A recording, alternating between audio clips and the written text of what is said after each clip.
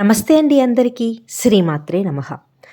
సప్తమి తిథి అనేది ముఖ్యంగా సూర్యభగవానుని తిథి. ఆ రోజు సూర్యభగవానుని యొక్క ఆహ్, తీవ్రత ఎక్కువగా ఉంటూ ఉంటుంది. అలాగే మార్గమాసంలో శుక్లపక్షంలో వచ్చే సప్తమి తిథి అనేది రథసప్తమిగా చేసుకుంటూ ఉంటాము. రథసప్తమి అనేది చాలా విశేషమైన తిథి. ఈరోజు మనం సూర్యారాధన చెయ్యడం వల్ల జాతకంలో ఉన్న చాలా దోషాలు తొలగిపోతూ ఉంటాయి.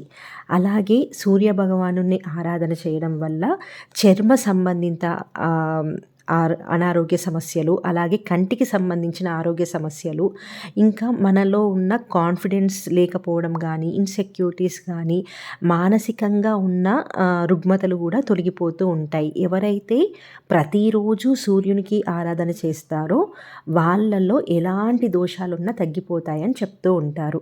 ఇంకా విశేషంగా రథసప్తమి రోజు సూర్యభగవానుని ఆరాధన చేసిన వాళ్ళందరికీ విశేషమైన ఫలితాలు ఉంటూ ఉంటాయి. ఈ రథసప్తమి రోజు సూర్యభగవానుని యొక్క రథం ఉత్తర దిక్కుకు తిరుగుతూ ఉంటుంది. ఇలా తిరిగేటప్పుడు సూర్యభగవానుని యొక్క తీవ్రత మన జాతకంలో కొన్ని గ్రహాల మీద తగ్గుతూ ఉంటుంది. ఇది ఉత్తరాయణ పుణ్యకాలం కాబట్టి ఈ కాలంలో సూర్యభగవానుని యొక్క కృపా కటాక్షాల వల్ల మన జాతకంలో ఉన్న చాలా దోషాలు తగ్గుతూ ఉంటాయి. ఎవరైతే సూర్యోపాసన చేస్తూ ఉంటారో, సూర్యభగవానునికి నమస్కారం చేస్తూ ఉంటారో వాళ్ళలో మానసిక రుగ్మతలు తగ్గి వాళ్ళు మంచి నడవడితో బ్రతుకుతూ ఉంటారు. ఇంకా ఆ రోజు సూర్యోపాసన చెయ్యాలి అంటే సప్తమి రోజు ముందు రోజు షష్ఠి రోజు చాలామంది ఉపవాసం చేస్తారు. అలాగే ఆ రోజు రాత్రి భూశయనం చేస్తారు.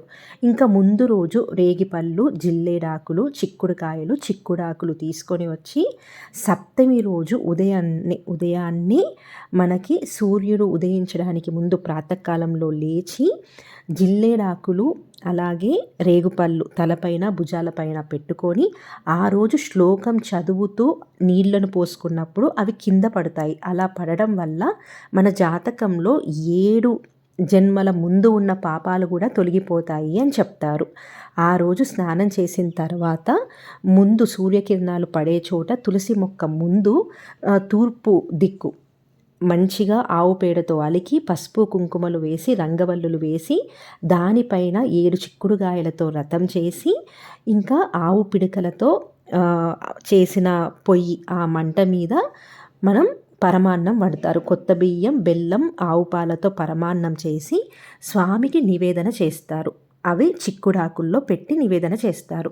ఇంకా స్వామి యొక్క కృపా కటాక్షాలు ఆ రోజు పొందడం గురించి మనం ఆదిత్య హృదయం ఆ రోజంతా చదవడము చేస్తే చాలా మంచిది. స్వామికి పరమాన్నము, చెరుకు గడలు, రేగుపళ్ళు, పానకం, పెసరపప్పు ఇలాంటివి నివేదన చేయడం అనేది చాలా మంచిది. ఆ రోజు చిన్నపిల్లలతో సూర్యునికి ప్రతిరోజు సూర్య నమస్కారం చేపియడం వల్ల వాళ్ళలో ఉన్న చాలా దృష్టి దోషాలు, మానసిక దోషాలు, చర్మ సంబంధిత దోషాలు పోతాయి. ఇంకా సూర్యుని యొక్క